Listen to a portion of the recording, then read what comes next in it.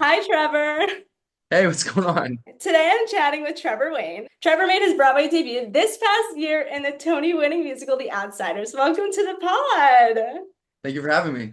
I'm so excited to hear about your whole journey because, to my understanding, it's a crazy one from college to The Outsiders. Yeah, yeah, it's crazy. How did this whole theater journey start? Was there like a specific theatrical experience you had that inspired you to begin theater? Yeah, my parents kind of made me. I'm not gonna lie. If my mom was watching this, I'm sorry, mom, but I wanted to do basketball when I was a kid. But I was doing theater first, and my parents were like, "But you're so good at this." And when I like my first show, I was 6 months old. Uh, I was Baby Hercules. I was a lead. I always like to mention that. First show, just booked a lead, in my local community production of Hercules. But I kind of grew up around actors because my mom and dad ran that theater, ran that little dinner theater. Mhm. My mom was director and my dad was musical director. Oh, that's cute. And yeah, they did that together for a while. And I always sang, always danced, uh, they always did the theater thing since I was a kid. So my fam was pretty confident in me, I think, I hope. But it was only recently until like college where I was confident in myself because I always was like grind set like motive of like if I'm gonna get somewhere I gotta like work really hard like especially when it comes to theater bro I'm not good enough. I'd always watch videos of Jeremy Jordan and Aaron Tveit and Gavin Creel, freaking rest in peace the goat, um and other Ramin Karimloo. Like I don't have a Ramin Karimloo voice but I would watch him and like all of these other guys like sing and I'm like, oh, that's what I want to be. I need to be like that. Nathaniel Hackman. I'm a huge fan of Nathaniel Hackman. I got to meet him recently. He was awesome. But yeah, like so I've always done the theater thing. You grew up in Florida. When was the Mhm. first time you visited New York City? Did you see any shows? What did you do? Shoot. I don't remember the first time I visited New York. I think I was with my dad and he took us. We didn't see any Broadway shows, but he kind of took us around because he got flights for free because he worked for JetBlue. So he would Oh. just take us to New York. One time, my Mhm. dad was like, I'm hungry. Like, I want some pizza. Like, we're back in Florida. And I was like, yeah, me too. And he was like, but the pizza in Florida sucks. And I was like, yeah. He's like, all right, come on, let's go. And so we went to JetBlue. We flew up to New York. We got pizza, chilled for like a second, and came home. That's crazy. Yeah. How old were you? Where were you? What was going on when you realized that theater could be a career? Uh, could be a career. Dude, I don't even, dude, I'm sorry. I want to answer this with like confidence, but I want to say like, okay, one of my best friends, Casey Butler, who's on the Harry Potter tour, Mhm. we met in this intensive called the Broadway Artist Intensive in Florida. It was after the intensive. We had a big after party. But Casey always knew I was really insecure about my abilities and my skill, and like he knew I wanted to get better, but like he knew I wasn't one to like be confident in myself and my ability. And like he has a really good way with words. He said things really eloquent. This kid was 15, by the way, when we were when he told me this. He like grabs me by the shoulders one day, after the party, and he was like, "Dude, you gotta get it together. You need to understand what you have and give it to the world." And like he's like, "Okay, I gotta go. My parents are here to pick me up." And like, and he like shook me down. And like I'll never forget that. Like, because having a friend and someone who would never cap with you Mhm. grab your shoulders and tell you that you have something, that you really have something. That's something that I never really forgot. So I think it was at that moment I was like, maybe I can do it. Like, I don't know, maybe I can. Like, that's when I started considering it. But Mhm. Yeah, I feel like those moments within an artistry are so important because they stick in your brain and they remind you to keep working hard and they remind hmm, you to keep going. Right. yeah, yeah.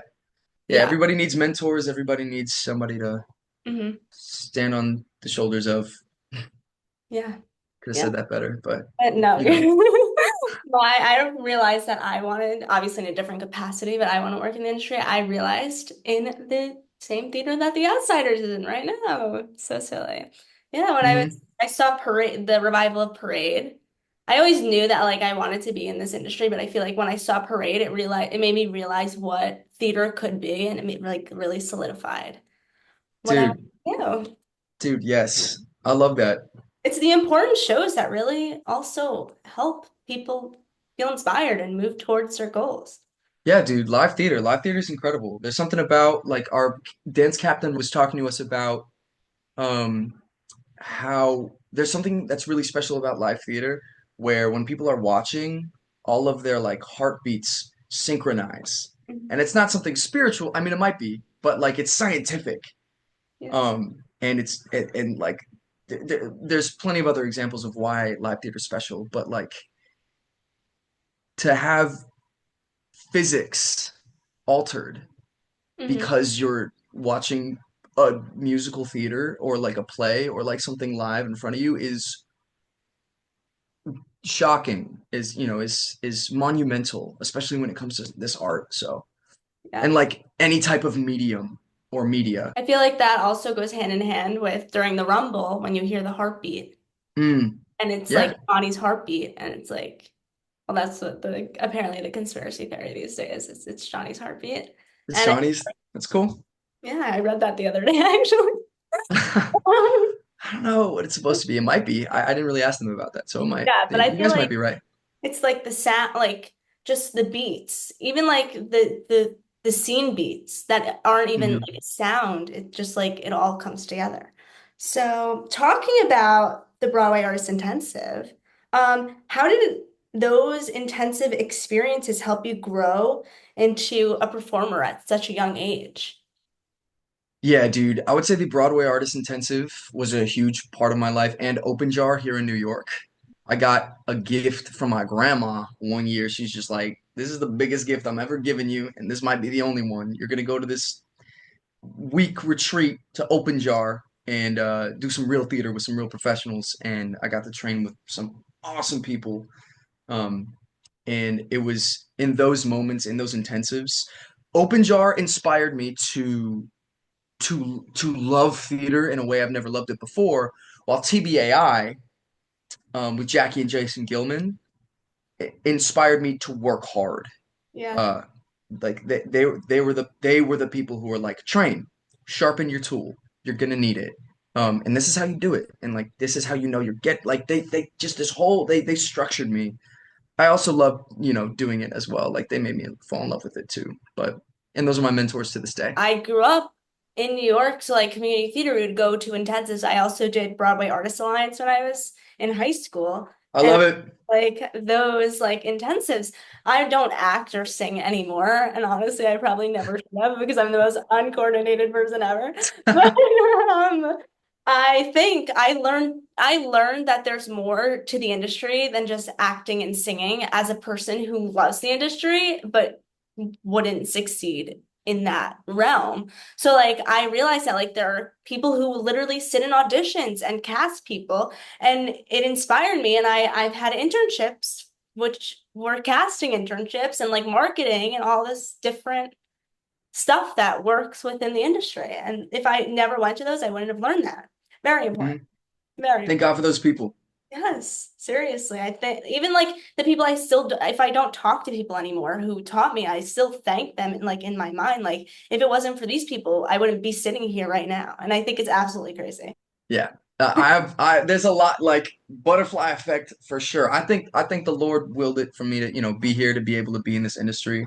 And I thank God every day for that. But like there's a crazy butterfly effect that like I would not be here for very specific circumstances. You went to Boca Raton High School, and were you a part of the theater club? If so, what shows did you do? Who'd you play?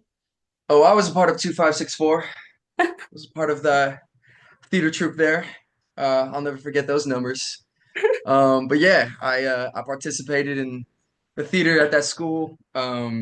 We did one musical a year and like one play a year, and I didn't participate in the plays because I was doing wrestling on the side.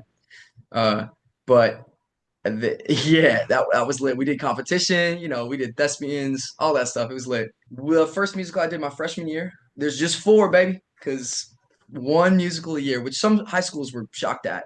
Hmm. But First year, I was in Anything Goes. That was my favorite one I've ever done there, ever. Cole Porter. Hmm. As a kid, I was like, this guy's good. Cole Porter, whoever this guy is, Good. like the legend Cole Porter. I was like, he's pretty good. Yeah. Um, I got to be in the ensemble, and it was the best thing I could have asked for. I got to dance, I got to tap, I got to tap solo. It was dope. And it was the first time I ever tapped. It was cool. Um, then the second year, we did 42nd Street, another Good to your classic. tap shoes again. Yeah, putting on the tap shoes again. And I got to be Pat Denning and a part of the ensemble in that as well. Uh, or Pimp Denning. Shout out to that character. That was awesome. And junior year, we did Drowsy Chaperone, and I got to be Robert Martin. So fun. So fun to do. Put on my tapping shoes again. Wow. The one year I didn't tap was the last year, senior year, where we did Joseph and the Amazing Technicolor Dreamcoat. I love that show. Me freaking too, bro. Me too. That show's fine. Hmm. Uh, and Andrew went crazy on that. Um, and I was Joseph. It was cool. Obviously.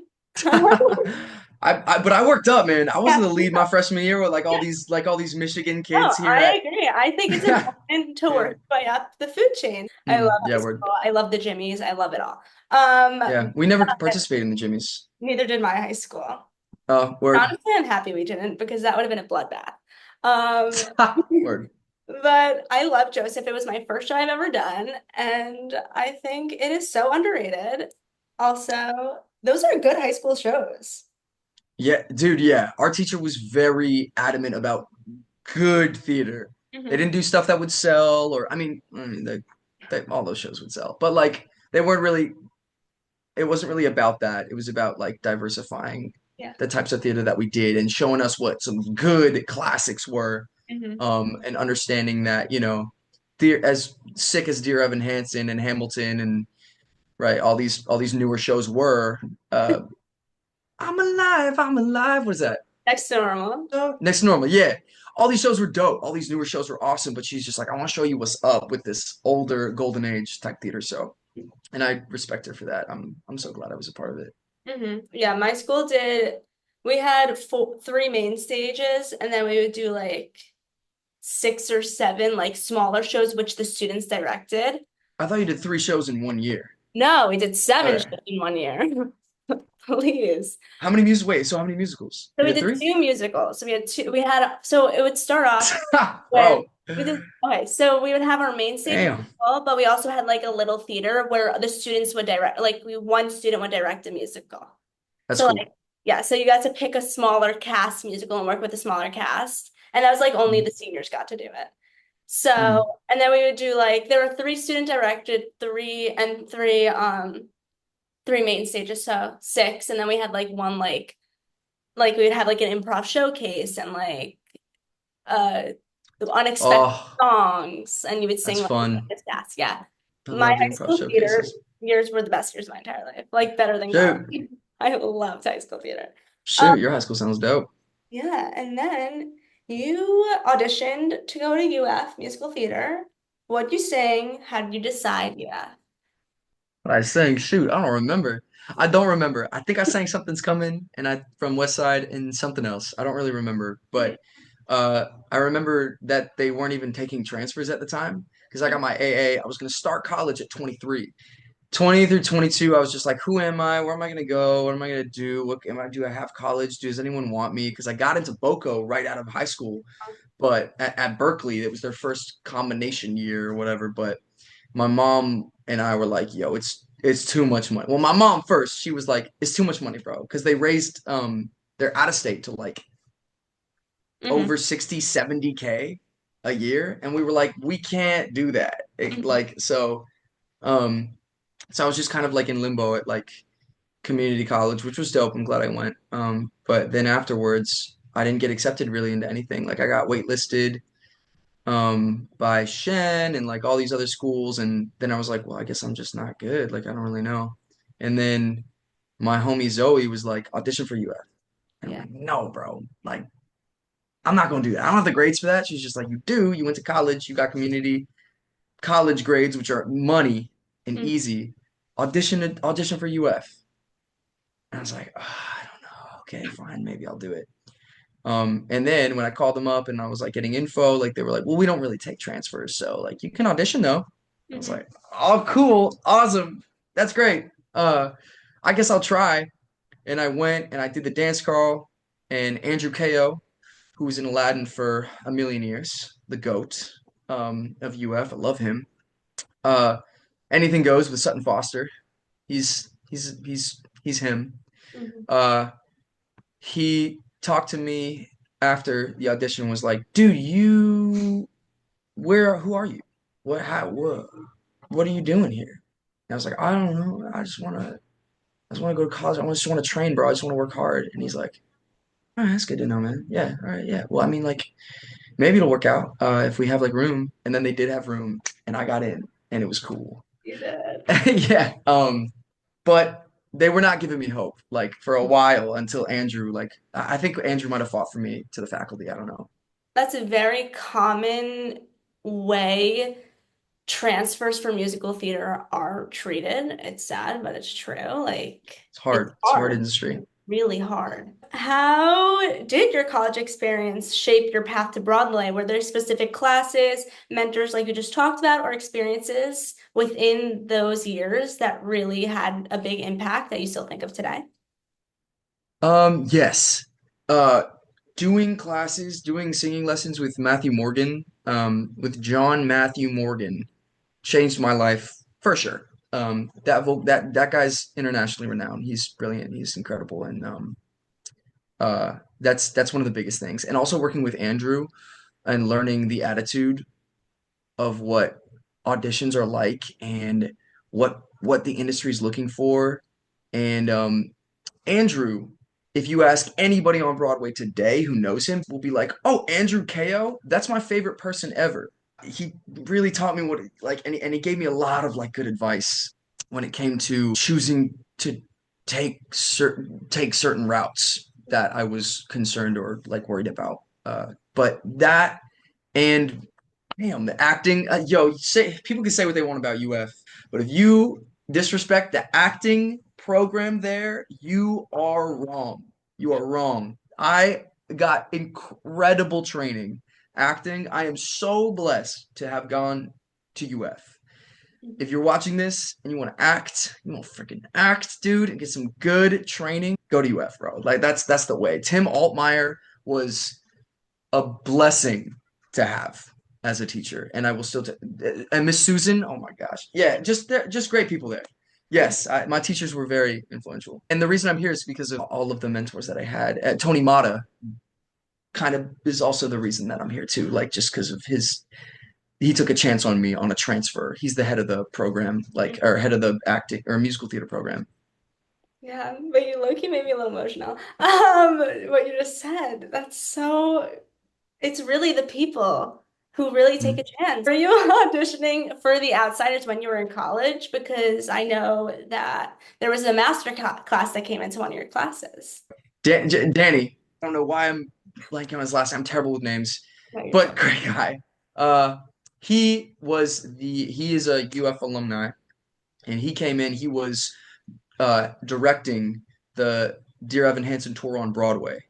He came for a workshop, or he just did a Zoom workshop where random people were chosen to sing for him. And this is where the butterfly effect comes into effect. I wasn't chosen at all to sing for Danny. Um, and so I was getting lunch with my friend Storm Tracy at UF, and it was the first conversation, like long conversation that we've had ever. Like we've never really interacted like we did that day. But we just got sushi together and we talked. And at the end of the conversation, he was like, "Hey man, like, you want to sing for this guy? Do you want my spot?" And I was like, "Oh shoot, you got picked." He's like, "Yeah, man. Like, I'm a baritone. I'm not gonna sing waving for this guy. Like, do you want it?" And I was like, "Yeah, yeah, bro. I'll take it." And so I ended up taking his spot. Storm gave me his spot. That's Danny came on Zoom. Yup. And Danny was just like, "Hey man, this is not an audition. Just want to let you know, like we're chilling here. We're just gonna have a good time. You're gonna learn some Evan." And I was like, cool. And so I sang for him. And afterwards, we worked. And when it was all said and done, I got an email from my, no, I got a call from Tony Mata, who was the head of the musical theater department, and was like, hey, he wants your info. Can I give it to him? And I was like, yeah, dude, that's cool. All right. And so that's what got me introduced to Tara Rubin Casting Agency because they were helping cast. I auditioned for them. I didn't get it.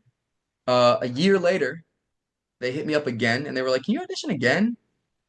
And I was like, "Yeah, yeah, for the tour." And they were like, "Yeah, yeah, same stuff. Just audition again." And so I did. I got to a work session, and then they were asking me when I was good for rehearsals. Um, and yeah, and but it turns out like I wasn't vaccinated in time. Mm. So I ended up not doing it with them. But then Tara Rubin Casting Agency just kept reaching out to me about like things they were casting. Um, they reached out to me about Cabaret at the Oslo, and I couldn't audition for that because I was doing Cabaret at UF, which they were super understanding of. Um, and then they reached out to me about, and then right after that, a few, like 3 or 4 months later, they reached out to me about Back to the Future, and that's when my career really started to like, kind of like, um, I kind of get them. Off place. Yeah, yeah, it really started to fall in place. I went and packed for like 3 days to go audition for the understudy for Marty McFly. Mhm. And I was there for 2 weeks. So I was couch hopping with multiple friends, and um, I ended up getting to the final callback and not getting it, but got a super nice letter from Tara and from John, the director. Like they were very nice about it. I built my relationship with Frankie, who works at Terra, and Xavier, and other awesome people that work there. And then they remembered me for this call. Mhm. I was in college, I was at UF, and they hit me up out of nowhere, and they were like, We need you to audition right now for this right now." Brody got injured, so they needed someone to help take on the toll of the shows in La Jolla. And they're like, "We need you to audition for Ponyboy right this minute." I was like, okay. And so I learned all the stuff and I sent it in. And then, dude, like 2 days later, they hit me back up and they were like, awesome, you're gonna have a work session like tomorrow, like a work session, no callback, no nothing, just go. You're gonna do a work session on Zoom. And so I did that work session on Zoom with Danya Tamor, who is the greatest audition nerd ever, I think. I know I can't, there's no, there, she's the best. Like, she was, that's a whole nother story. Like I was crushing on Donya Tamor the first time I like laid eyes on her, and like her lighting was so good and she was just being so kind to me and so nice, and I was like, oh my gosh, what? You're so nice to me, and you're smiling and you're laughing at the things I say. Anyway, Donya's the best. Um and then I ended up getting it. All because Tara Rubin, all because Danny, all because Storm Tracy. Like and now I'm here. It Yeah. was very unorthodox. Hmm. Very, very unique. What I've realized since doing this is that everyone, like, nobody has like a linear story. Everybody's is like Mhm. crazy. Yeah, it truly is never, especially for this cast. This cast was has some wild stories of how they got here. It was truly never just like I auditioned, went to a callback, another one, then I went to finals and I got it. Like it's not like almost none of us did that Yeah. to get here. But yeah. Do you remember what you sang for your audition? Um, for the Outsiders, Yeah. they gave me sides. Yeah. Did you read The Outsiders or see the movie in high school, middle school? Like, what's your relationship? I did read The Outsiders in middle school in 8th grade, and I watched the movie. I was really familiar coming into this. I reread a little bit of it um, uh, on this contract, in like the parts that I really wanted to understand where Pony was at. But I was careful not to fully commit myself to the Pony Boy character in the book because the show is not that book. Mhm. It's different. It's based on the book. It's got the same characters. It's got a similar plot line. But it is not the book. You joined La Jolla later in the process. How Yeah. was the rehearsal process like? Was it like full put-ins or was it like you were in the room with the dance captain? What did it look like? Uh, well, I mean, I just sat and watched Pony. Mhm. Like when they got me in for rehearsals, like all I did was audition on Zoom. I sent in a video of me doing like fight choreo, like fight dance choreo, me singing, and then I got a work session, and then they were like, "Bet we're gonna have you come in tomorrow, like fly in tomorrow at like for rehearsal, straight up." So it was it was a lot. But yeah, but it was really cool. I got a special hand, helping hand from everyone in the cast. And then you had to re-audition for Broadway. I did have to do that. That was crazy. Was it a similar audition process? Kinda. And it wasn't crazy in a way that it was just like, it's crazy how I had to audition again. It Yeah. was crazy in the fact that what like how it happened. Like it was so unorthodox. Like I just thought I would be reached out to, and they didn't at all. And I was like, yo, what's going on? Do I have to email them? And so I hit them up and I was like, hey, auditionings are like happening right now. Should I come? And they were like, yeah, yeah, yeah. We're gonna hit you up when callbacks happen. I was like, okay. Callbacks ended. I was like, do it. Can I still come in? They were like, we're gonna have you for final callbacks. I was like, okay. And I waited a week and a half later. Um, I got an email at like 11:30 at night or something like that, and they were like, okay, can we see you like in like a day and a half, bright and early? I was like, in New York? They're like, yeah, yeah. I live in Florida. And they're like, oh, okay. And I was like, all right, yeah, I Oh, mean, did you like, go to New York? I'm going. Yeah, I guess I'm going. They gave me a $400 stipend to fly up, so that was nice. But yeah, I auditioned for them one time for the final callbacks, and I got Yeah, you did. You got it. it. I'm always like, wait, how does this end? Even though I know how it ends. How's it end? What, That's funny. what's next? What's And then I next? didn't Go get to New York. it. So did a lot change like in the process from La Jolla to previews? Yeah, so much. The church changed, the fire changed, lines, monologues, scenes were cut out, characters were cut out. Yeah, so much changed. We used to have a character named Randy, who's in the movie, in the book, who also goes to the hospital with Pony and Johnny, and says, "Yo, I don't want to fight, man. Like, I don't think you should either." But now it's just Cherry. Cherry has a bigger role in the show now as well. Um, Whole beginning monologue was just like cut out. It's now just this little tiny thing. Um, we used to run through the house. We don't do that anymore. And Skylar Lakota Lynch could tell you thousands of things that changed from the workshop to where we are now. Some really interesting stuff. Like they wanted Sky to fall off the church and land in like a blanket, where like caught by friends. Yeah, crazy, crazy. And he was just like, I don't want to do that 8 times a week. And they were like, that's fine, that's cool. Yeah, I feel like that communication is very important, and it's good that that was there. Yeah. You perform every night, even though you're an understudy. And as we all know, this album is very, very difficult. How is the warm-up process different from when you're on for Pony and when you're in the booth? And the booth and Pony should be the same warm up, but I don't do it because I'm bad. It should be the same warm up. Sometimes I do, and sometimes I don't. For Pony, I always freaking warm up. But I got some warm ups from my ENT. I have some warm ups from Joan Lader, who my company has been so kind to let me see. I have warm ups from my voice teacher, Matt Morgan. It depends what tools I need to sharpen that day and when I need to check and make sure is like before I go on. But yeah, it's not super consistent what I do every time, but um, yeah, it just depends on the day. And when you are on for Pony, you, if you guys haven't seen the listeners, if you haven't seen the show, Pony sits on stage before the show starts. So you walk through the audience and you sit on a tire. So when you sit and wait for the show to start, is it hard to stay in the zone when everyone is just looking at you and like, oh my God, like pointing and taking pictures? You know what it would be, but Danya thought ahead and she was like, I know what's going to be happening up on that stage. Um, every person who plays pony, me, Josh, and Brody, are very in tune, I would say, with our emotions, and can go places when needed.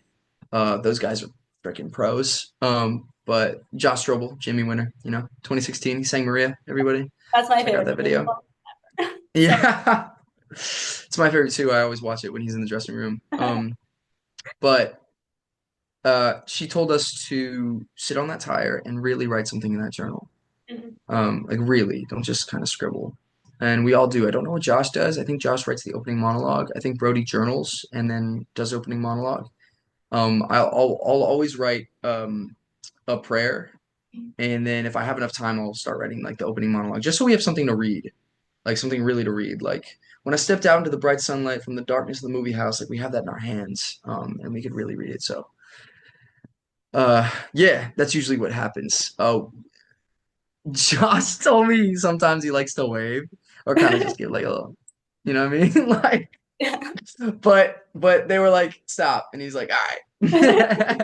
Yeah, but that was early on in the process. Like, I don't blame him at all, dude. I don't blame him at all. Yeah. And he's funny, like, so the audience loved that.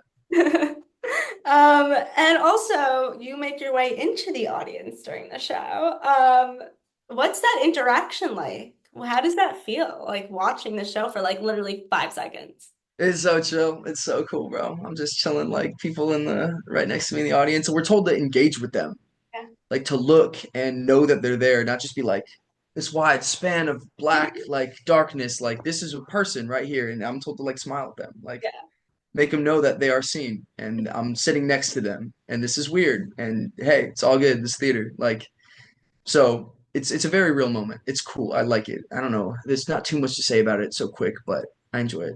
Have you ever had any weird interactions during that moment? Yes, somebody put a note on that seat. Somebody put a note on that seat, and I was like, "Uh-oh, what do I do with this?" And so I just put it in my pocket. Don't do that. Don't put a note on that seat. But in that one instance, I was like, "Oh, cute." And it was so cute. They were just saying nice things. Yeah. That was it. People like will pay their whole life savings for that seat. It's like a hot commodity. I don't know how much it is, but I don't want to know. That's my favorite theater. I love that theater. It's Very seriously intimate theater. Yeah. every single seat is perfect. Every Yes. It's amazing. I love that theater. You love to stage door. You love the fan. We all What, see me? Who, me? We all see it on social media. So the Outsiders has some very Everybody does. dedicated fans. You have like the best fans in the Broadway house. Do you have like a favorite story of an interaction with a fan or like a favorite gift you've ever received? My favorite gift by far. Like everyone's giving me such nice things. All the things I've gotten are so nice. Um, but someone spent a pretty penny getting me a gator sweater. Oh, That was awesome. That was so awesome. That was so kind. That was so unnecessary. I made sure to thank them profusely on my story. Like that was awesome. And like, but how could I like the love that I get from the homies at the stage door is like, dude, everyone's so like most people are so chill. They I got like a plate. I got a bag with everyone's faces on it. I got uh I got bracelets on bracelets on bracelets on bracelets, which I keep at my station, all of them. Uh, I've gotten drawings of me, which was so crazy and brand new to me. When I got my first drawing of me, it was like a silhouette of me, and I was like, I told them, I was like, I'm giving this to my mom. I'm gonna give this to my mom. I want you guys to know that this will be a part of our family, like this drawing. So thank you. Like, it was cool. mhm. Like really nice things. People, yeah. I'm super appreciative of anything, anyone, anything. Like to put effort, bro. Like what? You put effort into a thing you want to give me? I don't even know you. Like, bro, thank you. Like, it's cool. It's cool. Yes. And the rumor on the street is you want to be a rapper. You want to be the secret rapper. When is this happening? Dude, dude, rapping is lit. Like I grew up on hip hop, like and my friends kind of got me into like uh old school like hip hop as well, and like that type of style. It's not something that I listen to too often, just because I don't know, like some themes can be a little jarring, but like MF Doom lyrically is the GOAT. You know, Kendrick. I mean, these are Wheezy, Lil Wayne, shout out. Like these are, which is my bowling name for Broadway bowling. Like these are just Mount Rushmore rappers that I'm naming. But like Lecrae is my favorite rapper. But like yeah, like I used to rap all the time in middle school, like all the time. My nickname was T Rap, is what I told people to call me. Um, and and when I was back home in Florida, one of my best friends in the world, my brother Amir, um, he was gonna like he was doing like a rap. He wanted to be a rap artist. And when I met him in community college, all we would do in the car or like after we hoop or like whatever is we just rap like freestyle like off the dome. And we would do that all the time. We do that to this day. If I come home to Florida and he's there, we're throwing down. Like we're throwing down. And like I really got into like writing a little more because of my boy Casey, the one who shook me by the shoulders. Um, because his rhymes are dude, his ciphers are insane. But yeah. So are you gonna write a stage show rap that you're gonna perform for everyone? Are you gonna ham for ham the Outsiders? So I can't believe you asked that because yeah, like I want to do that. I think I said this on another podcast. Like I want to do something where I go live on like TikTok or like Insta and I'm like, yo, y'all, or like maybe put on my story. I'll be like, this is the rap that I'm gonna rap at the stage door on this day. If you're cool, you'll memorize it and do it with me. Um, and so like it's only 16 bars. I already wrote it. Um, the flow's crazy. Come on. But but yeah, I'm gonna do that at one point. I'm gonna do that at the stage door. I don't want it to be like too rowdy, and I want to make sure that the shows around us are also over. Yeah. But we are gonna get lit. Like for sure. Like if Stereophonic's done and Notebook's done and like Water for Elephants, like if everything's good, When it I'm starts gonna to be like, all right, megaphone or like or a microphone and like speaker or like something like that, or just yelling it like and and like you know, I think it'll be sick. Like at some point, I really want to do that. It just sounds fun, bro. Like why not? And like Rio in the cast, I made write a verse and it's fire. Like, up and dude, yeah. But I want to be there. Can you make sure I'm there that day? yes, I'll post about it. You'll know. Yes, 100%. Yeah. Bring everyone you know. I hope some people don't see the show but come to the stage door Yeah. and Yeah. get It's lit ham with for us. ham. Ham for Yeah, ham. and it'll just be a quick thing. It'll just be so quick. Like if you're in the neighborhood, stop by. I'm singing, dude. It's like 16 bars. That's it. A free Maybe more concert. if I'm feeling cheeky. Yeah, It's a but free concert. yeah. Are there any like hidden odes to the book or the movie within the set that you want fans to know about? Not so much hidden Easter eggs, but stuff that they have asked us to personally add to the set. They're like, if you want to like scratch your name up on that wall above, um, up on the second floor, on that platform, on those walls, do it. Like scratch whatever you want in there.